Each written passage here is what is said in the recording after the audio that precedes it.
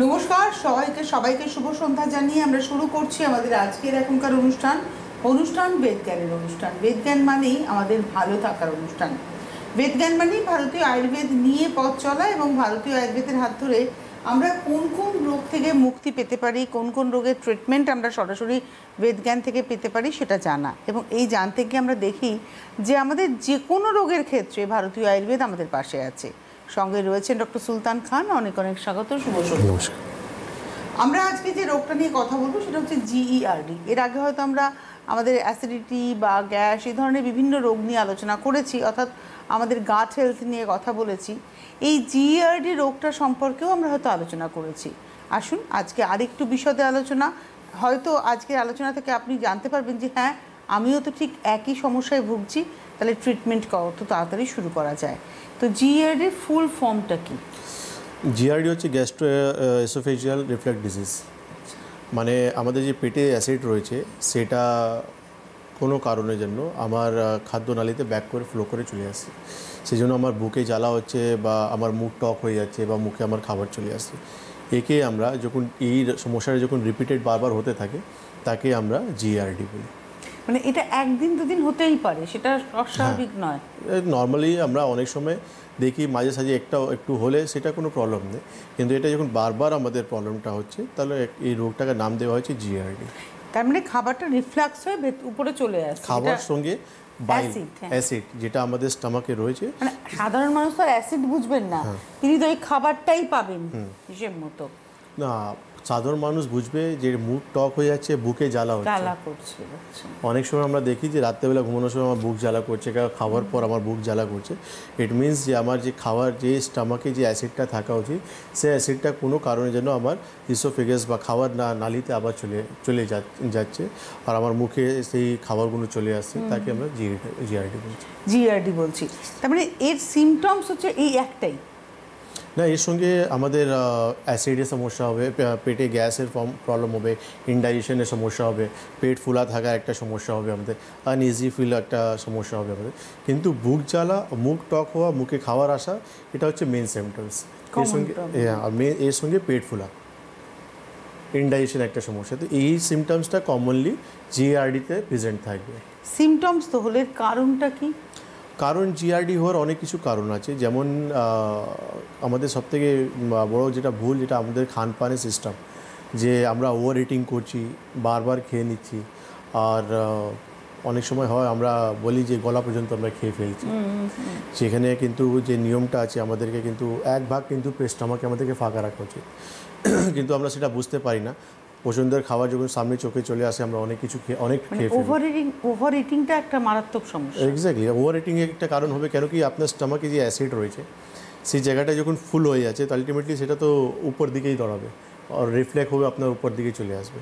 তো over eating একটা কারণ হচ্ছে, বারবার খাওয়ার একটা কারণ হচ্ছে, আর তারপর হচ্ছে ওবেসিটি একটা কারণ আছে। প্রেগনেন্সির সময় এটা মহিলারা খুব বেশি ফিল করে, যে যখন বেবি থাকে পেটে তখন ফিল করে, কিন্তু এই বারবার বুক জ্বালা, মুখ টক হয়ে যাবে, এটা ফিল করে ওরা।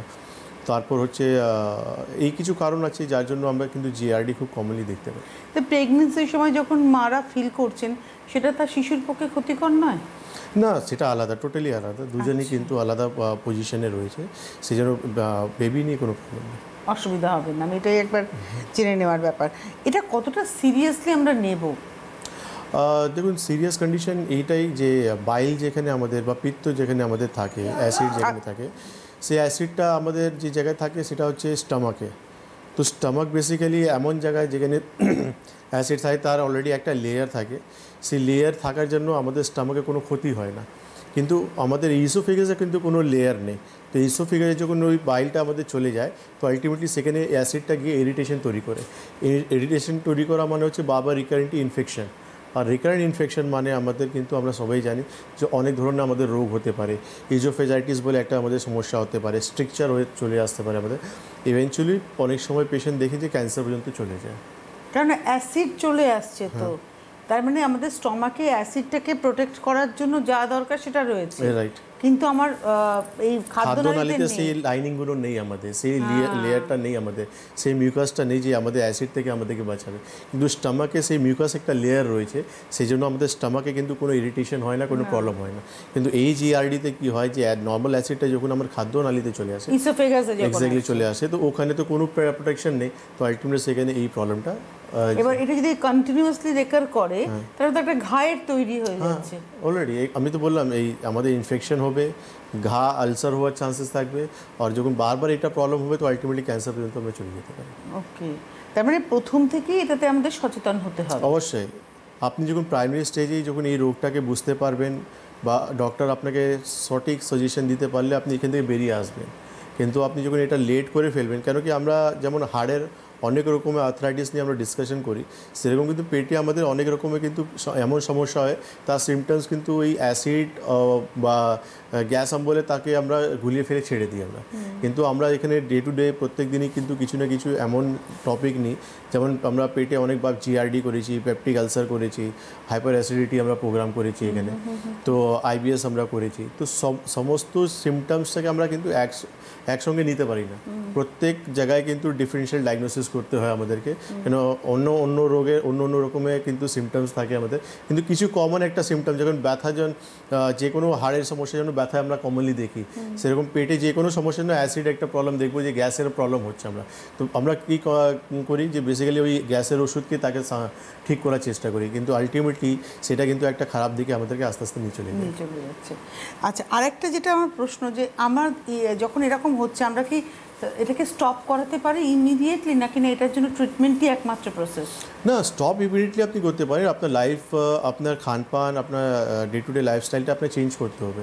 কেন আমি যেটা বললাম আপনাকে, ওভার ইটিং একটা কারণ আছে, তারপর হচ্ছে খেয়ে ঘুমাতে চলে গেলাম, যে সব থেকে কমনলি কমন করি, সবাই করি। এক্স্যাক্টলি, আমি খেয়ে ওখানে বেডে চলে গেলাম ঘুমাতে, তো এটা আমাদের কিন্তু কি হয় যে আমরা একটু রাত করে খাওয়া দেয়, লেট নাইটটাও একটা সবথেকে বড় কারণ। তারপর হচ্ছে অ্যাডিকশন হচ্ছে সবথেকে বড়, যে অনেক লোকের হ্যাবিট রয়েছে খাওয়ার পর গিয়ে সিগারেট খাওয়া বা অনেক কিছু অ্যাডিকশন রয়েছে, ট্যাবাকো খাওয়ায় অ্যাডিকশন রয়েছে, খাইনি যাকে বলা হয়।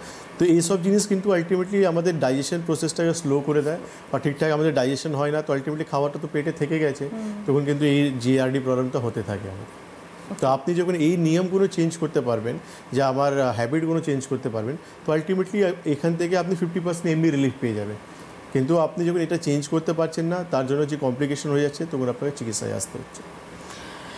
আমাদের ভালো থাকাটা না আমাদের নিজেদের হাতেই। আমরা এই যে রোগটা নিয়ে আজকে আলোচনা করছি, জিআরডি, গ্যাস্ট্রো ইকোফেজিয়াল রিফ্লাক্স ডিজিজ, এই রোগটা, এটা কিন্তু আমাদের দোষেই হচ্ছে, অর্থাৎ আমাদের খাবার বেশি খেয়ে ফেলছি, অভ্যেসটা খারাপ করছি, এটার জন্যই আমাদের কিন্তু এই রোগটা হচ্ছে। বিষয়টা হচ্ছে এবার ট্রিটমেন্ট।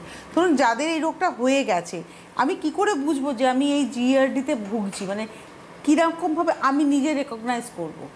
সিমটমসটা খুবই ক্লিয়ার আছে, যেটা আমি বললাম। হ্যাঁ, এটা আপনি তো বলেছেন মাঝে সাঝে হলে ঠিক আছে, মানে আমি যখন দেখবো যে উইকে 3-4 বার হচ্ছে, তাহলে কি বুঝতে হবে যে আমি এই রোগটা ভুগছি? আপনার সিমটম যখন রিকার হচ্ছে বারবার, তাহলে আপনাকে ধরে নিতে হবে যে আপনার জিআরডি সমস্যা হয়ে গেছে। এবার মাঝে সাঝে হলো, সেটা কিন্তু আপনি ইগনোর করতে পারেন, বা মাসে একবার হলে আমার টেনশন নেই, আর আপনি বুঝতেও পারবেন যে আজকে আমার খাওয়াটা একটু বেশি হয়ে গেছে বা অন্যরকম হয়ে গেছে, এই জন্য আমার প্রবলেমটা হচ্ছে। কিন্তু যাদের কিন্তু রেগুলার হচ্ছে, বারবার হচ্ছে, তার কিন্তু এটা রোগ ধরে নিতে, মানে কেউ নর্মাল খাওয়া দাওয়া করছে তারপরেও সেটা তার হচ্ছে, তখন সে বুঝবে আর কি, বুঝবে সেই যে আমার এই প্রবলেমটা হচ্ছে। নমস্কার, কে রয়েছেন? হ্যালো। হ্যাঁ, আমি বনগা থেকে কালীপদ মধ্যে বলছি। হ্যাঁ, বলুন। বলছিলাম যে হার্নিয়া কি ছাড়ে আয়ুর্বেদিক চিকিৎসায়? ইউএসজি করেছেন? ইউএসজি রিপোর্ট করেছেন? ইউএসজিতে ধরা পড়ে, তবে আমি দাঁড়াতে পরে আমার কুষ্টি লেগে রাখাই শুয়ে থাকে, আবার শুয়ে পড়লে ওটা দেওয়া যায় না, নেবে যে ভিতর থেকে নেবে। আপনি ইউএসজি করেছেন? ওখান থেকে না, ইউএসজি করেছিলাম, ইউএসজিতে ধরতে পারিনি। কতদিন আগে করেছিলেন? 6-7 মাস কি তারও কিছু বেশি হবে, 7-8 মাস আগে। 7-8 মাস আগে। ঠিক আছে, আপনি টিভি স্ক্রিনে থাকুন। ইউএসজিতে পাওয়া যায়নি, তাহলে আপনাকে সিটি করতে হবে, এমআরআই করতে হবে। কিন্তু না ধরা পড়েছে, কেন ধরাটা খুব ইম্পর্ট্যান্ট, কেন সাইজ দেখতে হবে আপনার। আপনার হার্নিয়ার সাইজটা কী হয়ে গেছে, কী হয়েছে বা কোন পজিশনে হয়েছে আপনার হার্নিয়া, এই সমস্ত জিনিসটা খুব ইম্পর্টেন্ট। ঠিক আছে, হার্নিয়া চিকিৎসা আছে কি না এরকম বললে কিন্তু হবে না। আমাকে স্পেসিফিক আমরা যখন চিকিৎসা করি না, এইসব ফাইন্ডিংগুলো আমাদের জন্য খুব ইম্পর্টেন্ট হয়। অনেক সময় হয় আমাদের এই কেসগুলো আমাদের হাতের কেস নেই, এটা সার্জারি করতে হবে আপনাকে, তো আমরা সেটাও অ্যাডভাইস দেবো না এটা আপনার মেডিসিনে সলভ হবে না, এটা আপনাকে সার্জারির দিকে যেতে হবে। হ্যাঁ, আমি দেখছি সাইজটা অনেকটাই কম আছে বা এমন পজিশনে আছে যেখানে আপনি এটা কন্ট্রোল করে রাখতে পারেন, তাহলে সেটাও অ্যাডভাইস আমরা দিতে পারবো। তো আপনি একবার যোগাযোগ করুন, খুব ভালো হবে। মানে সিমটমসটা আপনি যখন ফিল করছেন তাহলে এটাকে একদম লোকেট করতে হবে যে জায়গাটা কোথায় আছে এবং তার কি পজিশন আছে। একটা পরীক্ষায় হলো না তো তার জন্য আরও অনেকগুলো পরীক্ষা নিরীক্ষা আছে। সঠিক ডায়াগনোসিস আমাদের সুস্থ করে তোলে, আর সঠিক ডায়াগনোসিস প্রপার না হয় তাহলে কিন্তু আমরা সুস্থ হয়ে উঠি না, সেটা যে কোনো রোগের ক্ষেত্রে। এবারে আমি আসবো আয়ুর্বেদে এই ট্রিটমেন্ট প্রসিডিওর, কারণ আই থিঙ্ক অন্যপ্যাথিতে হয়তো এটাকে উপর থেকে চাপা দেওয়া। আমরা সাধারণত কি হয়, আমরা সাধারণ মানুষ যখনই এরকম হয় আমরা খানিকটা হজমের ওষুধ খেয়ে নিই বা হয়তো অনেকে কোল্ড ড্রিঙ্কস খেয়ে নিচ্ছেন, এটা আরও কতটা ক্ষতি করছি আমরা। বেভারেজ, আমাদের কোল্ড ড্রিঙ্কস যে কোনো বেভারেজ আমাদের শরীরের পক্ষে কিন্তু ভালো নেই, আমরা জানিও এটা, কিন্তু অনেকটাই যে আমাদেরকে এটা ইউজ করা উচিত নয়। কল আছে না, এটা আমাদেরকে ইউজ করা উচিত নেই, কারণ এটা কিন্তু আলটিমেটলি আমাদের স্টমাকে গিয়ে আমাদেরকে অনেকটা ইরিটেট তৈরি করে আমাদেরকে। কিন্তু অনেকরা এটা বুঝে না, মানে কোল্ড ড্রিঙ্কস একটা যে কোনো খাবার খেলাম তাকে হজমের হিসাবে আমরা ইউজ করি, যেটা আমাদেরকে করা উচিত না। কোল্ড ড্রিঙ্কস বলুন, তারপর চাও আমাদের জন্য কিন্তু খুবই খারাপ, যেটা আমাদের ইউজ, কিন্তু চা এখন আমাদের কিন্তু মেডিসিন হিসাবে কাজ করছে, যে আপনি মাথা ব্যথা হচ্ছে তো চা নিয়ে আসুন, তো রোগা হবো চায়ের মাধ্যমে রোগা হচ্ছি। তো যে কোন সিগারেট বা বিড়ি আপনি দেখবেন এটা কিন্তু আমাদের শরীরের পক্ষে এত খারাপ, কিন্তু এখন ওটাও কিন্তু একটা ল্যাক্সেটিভ হিসাবে কাজ করছে। বিড়ি সিগারেট না খেলে আপনার পেট পরিষ্কার হবে না, মিনস এটা সাইকোলজিক্যাল প্রবলেম এত কিছু ক্রিয়েট হচ্ছে মানুষের ভিতরে, মানে বোঝানো কাউন্সিলিং খুব বেশি দরকার, যেটা এটা আমাদের শরীরে কতটা ক্ষতি করতে পারে। তো এডিকশন এই রোগের সবথেকে ইম্পর্টেন্ট জিনিস হচ্ছে প্রিভেনশন। আপনি যতটা নিজেকে বুঝতে পারবেন যে আমার এই হ্যাবিটসগুলো আমি চেঞ্জ করতে পারবো, আপনি এখান থেকে খুব সুন্দর করে বেরিয়ে চলে আসতে পারবেন। জিআরডিতে আপনার প্রিভেনশনটা খুব ইম্পর্টেন্ট রয়েছে, কিন্তু জিআরডির জন্য যখন আমার ইজোফেজাইটিস হয়ে যাচ্ছে, জিআরডির জন্য আমার আলসার তৈরি হয়ে যাচ্ছে, জিআরডির জন্য আমার স্ট্রিকচার তৈরি হচ্ছে, জিআরডির জন্য আমার যখন ক্যান্সার হয়ে যাচ্ছে, তখন আপনার কিন্তু ট্রিটমেন্টটা করাতে হবে প্রপারলি। তাহলে জিআরডির জন্য আপনি আপনার লাইফটাকে চেঞ্জ করতে পারলে সময়তে খাওয়া দাওয়া, যেটা আমরা বলি 4 ভাগে 3 ভাগ খাওয়া করতে হবে, 1 ভাগে আমাদের পেটটা ফাঁকা রাখতে হবে। তারপর হচ্ছে আমাদেরকে সময়তে খাওয়া দাওয়া, লেট নাইট খাওয়া অ্যাভয়েড করতে হবে, আমাদেরকে বেভারেজগুলো আমাদেরকে অ্যাভয়েড করতে হবে, ফ্রাইড খাবারগুলো আমাদেরকে অ্যাভয়েড করতে হবে, তাতে দেখবেন আমরা খুব তাড়াতাড়ি রিকভার করে যাব। তবে ডক্টর খান আপনি বলছেন যে জিআরডি পেশেন্ট যদি স্মোক করেন সেটা আরও বেশি ক্ষতি করবে। এক্স্যাক্টলি, স্মোক করলে আর বেশি এটা ট্রিগার করবে, এই রোগটাকে আপনাদেরকে আর বাড়িয়ে দেবে। মানে আপনার শরীরে আলসার হয়েছে, তো আলসারের পেশেন্টকে আপনি স্মোক করতে যাবেন, সে আপনার আর বাড়িয়ে দেবে। আপনি টোব্যাকো ইনটেক করবেন আর বাড়িয়ে দেবে, অ্যালকোহল ইনটেক করবেন আর বাড়িয়ে দেবে, চা খাবেন আর বাড়িয়ে দেবে। মিনস আপনাকে এই রোগটাকে, মানে 10-এ রয়েছে তাকে আপনার 100 নিয়ে যাওয়ায় এরা দায়িত্ব রয়েছে। মানে আপনি এই বুঝতে পারছেন না যে এই জিনিসগুলো কতটা আপনার রোগটাকে ট্রিগার করতে পারে। আপনারা যারা অনুষ্ঠান দেখছেন আপনারা ফোন করুন 6292242341, 6292242342। আপনাদের যে এই মানে জিআরডি প্রবলেম থাকতে হবে তবেই আপনারা ফোন করবেন তা নয়, আপনি যে কোনো সমস্যা নিয়ে ফোন করুন, কেননা ভারতীয় আয়ুর্বেদের হাতে যে কোনো রোগের চিকিৎসা রয়েছে এবং বেদজ্ঞান কিন্তু যে কোনো রোগকে সারিয়ে দিতে পারে। আপনার পায়ের নখ থেকে মাথার চুল পর্যন্ত শরীরের যে কোনো অঙ্গের যে কোনো রোগের চিকিৎসা কিন্তু বেদজ্ঞানে আপনি পেয়ে যাচ্ছেন, এবং যেটি অথেন্টিক ভারতীয় আয়ুর্বেদ ট্রিটমেন্ট। অথেন্টিক শব্দটাকে আমি ব্যবহার করলাম তার কারণ আয়ুর্বেদের নাম করে আজকাল অনেক রকমের ট্রিটমেন্ট আমরা দেখে থাকি, যেখানে দাঁড়িয়ে হয়তো আপনি খানিকটা বিভ্রান্ত হতে পারেন এবং আয়ুর্বেদের নাম বদনাম হতে পারে। আমার মনে হয় এটা ভীষণ ইম্পর্টেন্ট। আয়ুর্বেদ, ভারতীয় আয়ুর্বেদ একটি মানে প্রমাণিত শাস্ত্র, এবং এই শাস্ত্রের মাধ্যমে মানুষ কিন্তু ভালো থাকতে পারেন এবং দীর্ঘ জীবন লাভ করতে পারেন। যখন কোনো ব্যাধি ছিল না তখন একমাত্র আয়ুর্বেদ ছিল, এবং আমরা যদি আজ থেকে সত্যযুগে যাই বা দাপর যুগে যাই বা ত্রেতা যুগে যাই, তখনও কিন্তু মানুষ 100 বছরের উপরে নিরোগ দেহে নিয়ে বাঁচতে পারতেন। এবং আমাদের শাস্ত্র, শারীরিক শাস্ত্র বলছে যে একজন মানুষ যদি সঠিকভাবে জীবনযাপন করেন 100 বছর তিনি বাঁচবেনই। আমাদের শরীরের সিস্টেমটাই 100 বছরের মতো করেই তৈরি করেন, ঈশ্বর ওভাবেই তৈরি করেন। কিন্তু মুশকিল হয় আমরা কিন্তু আমাদের মানে ইন্টারনাল অর্গানের বয়স বাড়িয়ে দিই। অনেক সময় দেখা যায় একটি 35 বছরের যুবক তার লাংসের বয়স হয়ে গিয়েছে 80 বছর, কারণ সে এত স্মোক করেছে। কেন বাড়বে? তার 35 বছর, তার ফুসফুসের বয়স তো 35ই হবে, তাই নয় কি? 100%। কিন্তু দেখা যায় তার এত অপব্যবহার, তার লাংসের বয়স বেড়ে গেছে 80 বছর, অর্থাৎ 50 গুণ তিনি বাড়িয়ে ফেলেছেন বয়সটা। সুতরাং আমাদের ঈশ্বর কিন্তু আমাদের যে সিস্টেমটা, যে মেকানিজমটা তৈরি করেছেন সেটা 100 বছরের, মানে প্রোগ্রামিং করে দিয়েছেন 100 বছরের। এবার সেটাকে আপনি 120 বছরও করতে পারেন, চাইলে আপনি সেটা 60 বছরেও মারা যেতে পারেন। That's depend up to you and me. আমি এবারে আসবো এই ট্রিটমেন্টে, আয়ুর্বেদ ট্রিটমেন্টে কি আছে, জিআরডির কী ধরনের ট্রিটমেন্ট আপনারা করে থাকেন, কীভাবে ট্রিটমেন্ট করে থাকেন? কারণ আপনারা তো মানে বিভিন্ন স্টেজের পেশেন্ট পান। জিআরডিকে আমরা বেসিক্যালি আয়ুর্বেদে আম্লপিত্তর সঙ্গে কোরিলেট করি আমরা। তো আম্লপিত্ত যে ট্রিটমেন্টটা রয়েছে, বেসিক্যালি আমরা এখানে আমাদের ডাইজেশন পাওয়ারটা ঠিক করতে হবে, অগ্নি বলটা আমাদেরকে বাড়াতে হবে পেশেন্টের। কেন ডাইজেশন পাওয়ার যখন আপনার ঠিক থাকবে, আপনার ডাইজেশনটা খুব স্মুথ হবে। আর ডাইজেশনটা পুরোপুরি দায়িত্ব রয়েছে অগ্নি, যেটার অগ্নি রয়েছে তার উপর দায়িত্ব। তো অগ্নির বলটাও আমাদেরকে বাড়াতে হবে। সঙ্গে পেশেন্ট যাদের কিন্তু শরীরে ইনডাইজেস্টেড ফুড রয়েছে, তাকে দীপন পাচন করতে হবে আমাদেরকে। সঙ্গে আমাদের পঞ্চকর্মা থেরাপিতে রয়েছে, যেটা ডিটক্সিফিকেশন করতে অনেকটা সাহায্য, হেল্পফুল কাজ করে আমাকে। আর নিদান পরিবেশন সবথেকে প্রথম লাইন অফ ট্রিটমেন্ট, যেটা আমি স্টার্টিংয়ে বললাম যে জিআরডি ট্রিটমেন্টে সবথেকে ইম্পর্টেন্ট রয়েছে আপনাকে নিদান পরিবর্জন।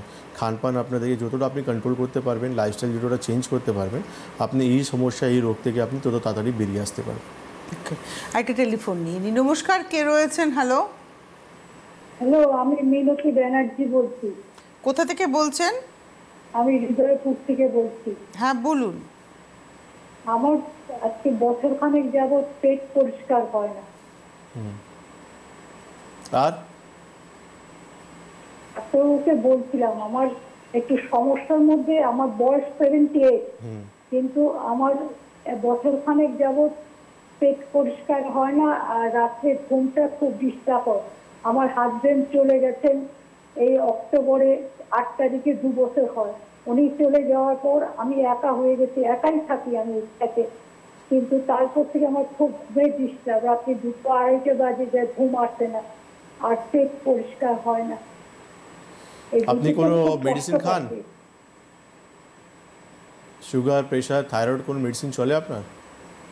না, আমার সুগার প্রেশার নরমাল, সব নর্মাল। আচ্ছা। না আপনি রেগুলার বেসিসে কোনো ওষুধ কি খান? না আমি ওষুধপত্র কিচ্ছু খাই না। আচ্ছা ঠিক আছে মা। আর এছাড়া এমনি শরীরে কোনো ব্যথা যন্ত্রণা? হ্যাঁ, শরীরে কোনো ব্যথা যন্ত্রণা কিছু? না ওইসব কিচ্ছু নেই আমার সমস্যা। আমি নিজে চলাফেরা করি, দোকান বাজার করি, আমি নিজে সংসার চালাই, নিজে করে খাই, কাজ করবো। ভেরি গুড, ঠিক আছে। আপনি টিভি স্ক্রিনে থাকুন, আমি বলে দিচ্ছি আপনাকে। শুধু একটাই সমস্যা আমার, রাত্রে উনি চলে যাওয়ার পর আমি একা হয়ে গেছি, তারপরে ঘুমটা হয় না, আর ওই পেটটা পরিষ্কার হয় না। ঠিক আছে মা, আপনি টিভি স্ক্রিনে থাকুন। আমি আপনাকে একটা ওষুধ বলে দিচ্ছি, মানে যেটা পেট পরিষ্কার হয় না তাদেরকে আমি একটা কমনলি ক্যাস্টর অয়েল বলি আমি, যেটা কিন্তু পেট পরিষ্কার করতে আমাদেরকে অনেকটা হেল্পফুল কাজ করে। ক্যাস্টর অয়েল ইউজ করুন, সকালবেলা 20 ml করে আপনি উষ্ণ গরম জলে আপনি খান, দেখবেন পেট পরিষ্কার হবে, যেটা আয়ুর্বেদ ভাষায় এরেন্ডা তেল বলা হয়। আপনি ওটা ইউজ করতে পারেন। আর আপনি বলছেন রাতে ঘুম হচ্ছে না ঠিকঠাক, ট্যাগর বলে একটা মেডিসিন পাওয়া যায়, ঠিক আছে? এই সিঙ্গেল হার্ব মেডিসিন, এটা ঘুম নর্মাল স্লিপ নিয়ে আসার জন্য খুব ভালো কাজ করে। তো আপনি ট্যাগারটা ইউজ করুন, রাতে 8টার সময় আপনি খেয়ে নেবেন, দেখবেন আপনার রাতে খুব সুন্দর ঘুম চলে আসবে, যেটা আপনার নর্মাল স্লিপ হওয়া উচিত সেই নর্মাল স্লিপটা হয়ে যাবে। অ্যাকচুয়ালি ওনার একটা মেন্টাল অ্যাগনি কাজ করছে, যেহেতু ওনার হাজব্যান্ড চলে যাওয়ার পরে উনি একদম একা হয়ে গেছেন, একটা মেন্টাল অ্যাগনি ওনার কাজ করছে। আমরা ছিলাম হচ্ছে, আপনি ট্রিটমেন্টের কথা বলছেন যে পঞ্চকর্মা কীভাবে জিআরডির ক্ষেত্রে কাজ করে এবং কতটা কাজ করে। দেখুন, আমি স্পেসিফিক না, পঞ্চকর্মা থেরাপি আমরা ইচ অ্যান্ড এভরি পার্সনকে নিতে আমরা বলি, প্রত্যেকটা মানুষ। এক্স্যাক্টলি, আমরা চাই যে আপনি একবার পঞ্চকর্মা করুন। কেন কি দেখুন না, আমাদের বডি একটা সুপারসোনিক মেশিন, আমরা প্রচুর টাস্ক করি। আর আমরা যারা 50 বছরে আমাদের এখানে যোগাযোগ করছে, সে 50 বছর অলরেডি লাইফ লিড করে নিয়েছে। তো ন্যাচারালি সে ওভারঅল বডিতে তার টক্সিন রয়েছে, সঙ্গে সঙ্গে সেই টক্সিনটা নট অনলি স্কিনে বা মাসলে, তার অর্গানসটাও ইফেক্ট করছে। আমরা দেখি মানুষ 50 বছর বয়সে, এখন তো দেখছি আমরা 45 ইয়ার্স বা 40 ইয়ার্স বয়সে ছেলেরা কিন্তু ভুলে যাচ্ছে, মনে রাখতে পারছে না, স্মৃতিশক্তি কমে যাচ্ছে।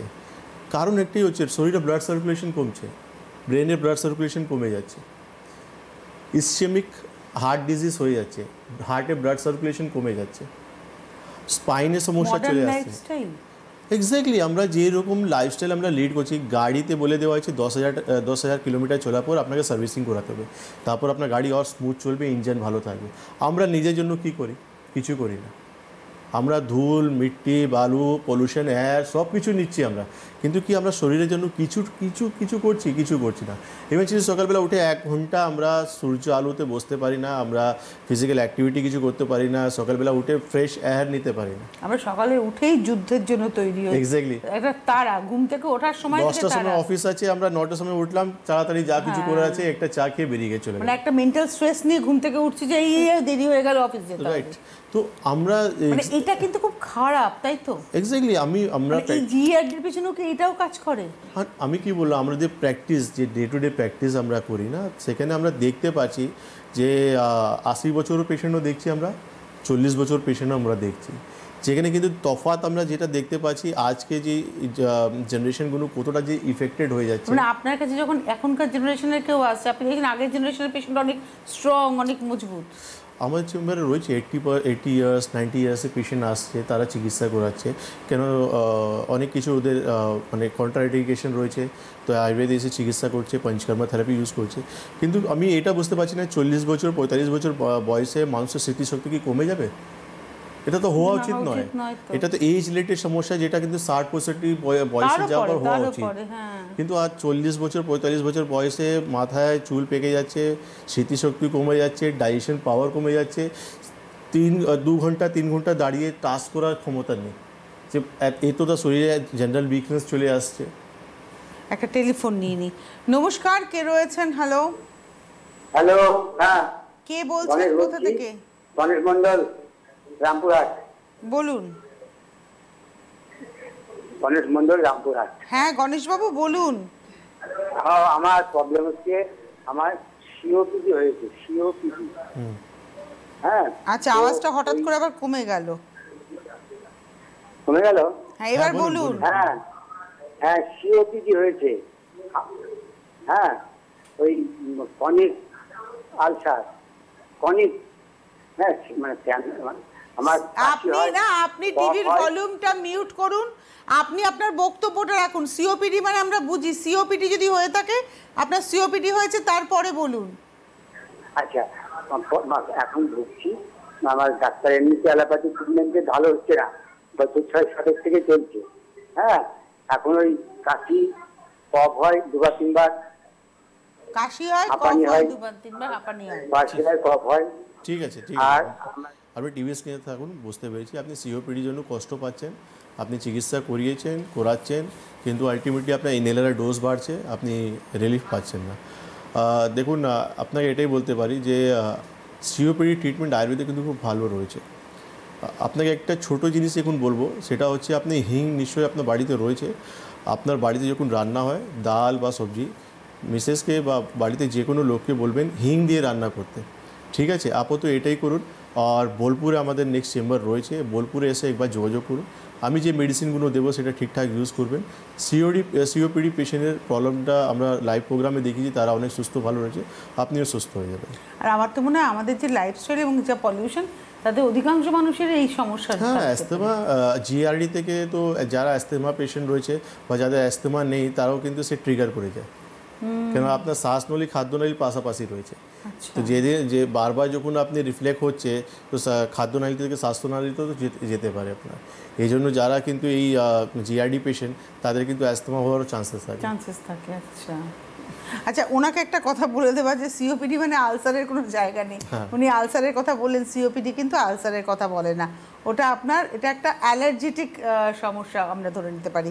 আমি এবারে আসবো, আপনি পঞ্চকর্মার কথা বললেন, জিআরডির ক্ষেত্রে পঞ্চকর্মার ভূমিকা রয়েছে, যে কোনো রোগের ক্ষেত্রে পঞ্চকর্মার ভূমিকা রয়েছে, এবং যে কোনো মানুষ যিনি মনে করছেন আমি সুস্থ রয়েছি, তিনিও বছরে 2 বার কিন্তু পঞ্চকর্মা করতে পারেন। যেমন আমরা বলি না যে বছরে অন্তত 2 বার আপনার স্বাস্থ্য পরীক্ষা ভীষণ বাঞ্ছনীয়, আপনার সমস্ত রকমের টেস্ট হওয়া দরকার, ঠিক সেরকমই আপনি ভারতীয় আয়ুর্বেদের হাত ধরে বছরে 2 বার কিন্তু পঞ্চকর্মা পদ্ধতি যদি নিতে পারেন, তাহলে ডিটক্সিফিকেশন শব্দটা কিন্তু আপনার সঙ্গে থাকবে, অর্থাৎ আপনি নিজেকে ডিটক্সিফাই করলেন। আমার একটা প্রশ্ন, যে জিআরডি যাদের হচ্ছে সমস্যা, তাদের শরীরে টক্সিনস কি অ্যাকুমুলেট হচ্ছে বলে এই সমস্যাটা হচ্ছে? টক্সিন তো হবেই আপনার শরীরে। আপনি একটা টেলিফোন নিয়ে এগোই। নমস্কার, কে রয়েছেন? হ্যালো, হ্যালো হ্যালো কে বলছেন, কোথা থেকে বলছেন? হ্যালো, আমি হাজরা নদী থেকে বলছি। হ্যাঁ বলুন, নাম কি? নাম ঝর্ণা ব্যানার্জি। বলুন বলুন। আপনি টিভির আওয়াজটা কমিয়ে দিন দাদা। হ্যাঁ দিচ্ছি, আচ্ছা দিচ্ছি। হ্যাঁ বলুন। মানসিক রোগে খুব ভুগছি, অনেকদিন ওষুধ খাচ্ছে, ভালো হচ্ছে না। কি সমস্যা হচ্ছে আপনার? মানসিক মানুষ- মানসিক রোগ, এটা- মানে কথা বলছে এই ভুলে যাচ্ছে, তারপরে নানান সমস্যা, মানে নানিয়া টাইপ এসে গেছে, আর বুকে লাগছে, বুকে খালি হালকা যাচ্ছে। এটা কি আপনার স্ত্রী? হ্যাঁ, আমার স্ত্রী, তার বয়স কত? বয়স 36। 36। আপনি একটু আগেই বলছিলেন যে এই বয়সের মানুষের। ঠিক আছে, আপনি টিভি স্ক্রিনে থাকুন। যখন যখন মানসিক সমস্যা হচ্ছে আপনাকে একবার আমাদের চেম্বার ভিজিট করতে হবে। পেশেন্টকে নিয়ে আসুন, ফার্দার কী কী অ্যাডভাইস দিতে হবে সেখানে আমি দিয়ে দেবো আপনাকে। পেশেন্ট দেখা কতটা জরুরি ডক্টর খান? আমার মনে হয় এটা খুব একটা ভীষণ ইম্পর্ট্যান্ট, ইম্পর্টেন্ট। খুব ইম্পর্ট্যান্ট। এই জন্য ইম্পর্ট্যান্ট কেন কি আমরা পেশেন্ট থেকে অনেক ছোট ছোট জিনিস জানতে পারি। কেন কি অনেক পেশেন্ট রয়েছে যারা কিন্তু অনেক কিছু জিনিস খুলে বলতে চায় না। আপনি আমরা টিভিতে প্রোগ্রাম করছি, কিন্তু ওনার অনেক কিছু ছোট ছোট জিনিস আছে যেটা উনি খুলে বলতে চাইছে। মানে আপনি যখন উনি আমার সামনে আসবেন তখনই উনি বলতে পারবেন, টিভিতে তো উনি বলতে পারবেন না। আর এই ছোটো ছোটো জিনিসগুলো কিন্তু মিস হয়ে যাওয়া মানে আমাদের ট্রিটমেন্টটাও কিন্তু অনেকটাই সমস্যা হয়ে যাবে। আমাদের ছোটো ছোটো জিনিসটাও কিন্তু মাথায় রাখতে হবে যে একটা পেশেন্টের দেখা যাচ্ছে ফ্যাটি লিভার হচ্ছে, একটা পেশেন্টে দেখা যাচ্ছে যে হ্যাপাটোমেগালি হচ্ছে, বা একটা পেশেন্টে দেখা যাচ্ছে যে এসজিপিটি এসজিওটি তার বেড়ে যাচ্ছে, বা ডায়াবেটিকের সমস্যা হচ্ছে। অনেক কিছু ফাইন্ডিং যেটা আমাদেরকে কিন্তু ট্রিটমেন্টে সাহায্য হেল্পফুল কাজ করে। আমি না জেনে পেশেন্টকে, এই যে পেশেন্ট বললো যে আমার পায়খানা হচ্ছে না, আমার অ্যাসিড হচ্ছে, আমি এখান থেকে একটা গ্যাসের ওষুধ বলে দিলাম, 2 দিন খাবে, তারপর বলবে না আয়ুর্বেদও খেয়ে দেখিয়েছি কোনো লাভ নেই। তো আলটিমেটলি কী হলো, আয়ুর্বেদের নামে বদনাম হলো। তো আমাকে তো জানতে হবে যে আলটিমেটলি আপনার গ্যাসটা কেন ফর্ম হচ্ছে, 10 বছর থেকে আপনি গ্যাসের সমস্যা কেন ভুগছেন, তার পিছনে কী হিস্ট্রি রয়েছে, আপনার কোনো আলসার হয়েছে না জিআরডি প্রবলেম হয়েছে না অন্য কোনো সমস্যা রয়েছে। কেন প্রপার ডায়াগনোসিস হচ্ছে ডক্টরের সবথেকে বড়ো কাজ। ডায়াগনোসিস যিনি করতে পারবেন সে কিন্তু প্রপার চিকিৎসা দিতে পারবে। ওষুধ তো রাস্তা বাজারে দোকানে সব জায়গায় অ্যাভেলেবেল আছে। চায়ের দোকানে বসবেন, 4 লোক 4টে ওষুধ বলে দেবে, তোমার গ্যাস হচ্ছে তুমি এটা খাও ওটা খাও এটা খাও, মানে ভালো থেকে ভালো ওষুধ বলে, কিন্তু কিসের জন্য হচ্ছে সে একমাত্র ডক্টরই বলতে পারবে। ওকে, আমার একদম লাস্ট একটা প্রশ্ন, যে জিআরডি কি ভালো হয়ে যায়? পুরোপুরি জিআরডি পুরোপুরি রিকভার করে যায়, এটা নিয়ে কোনো চিন্তা নেই। আমাদের হাতে সময় নেই, বিদায় নেওয়ার পালা। আপনাদের জন্য খালি বলে দেওয়া যে প্রত্যেক বুধবার হাওড়া ময়দান চেম্বার, প্রত্যেক বৃহস্পতিবার দমদম জাংশন চেম্বার, প্রত্যেক শুক্রবার দিন যোধপুর পার্ক কালীবাড়ি চেম্বার, প্রত্যেক রবিবার মর্নিং সেশনটা যোধপুর পার্ক কালীবাড়ি এবং ইভিনিং সেশনটা হচ্ছে দমদম জংশন। এছাড়া ভারতবর্ষের প্রত্যেকটা জায়গাতেই, অর্থাৎ বিশেষ করে পশ্চিমবঙ্গের প্রত্যেকটা জেলাতেই চেম্বার রয়েছে, এবং ভারতবর্ষের 2টো রাজ্য আসামের গৌহাটি এবং ত্রিপুরার আগরতলাতেও চেম্বার রয়েছে। আজকে এই মুহূর্তে এই পর্যন্তই, নমস্কার।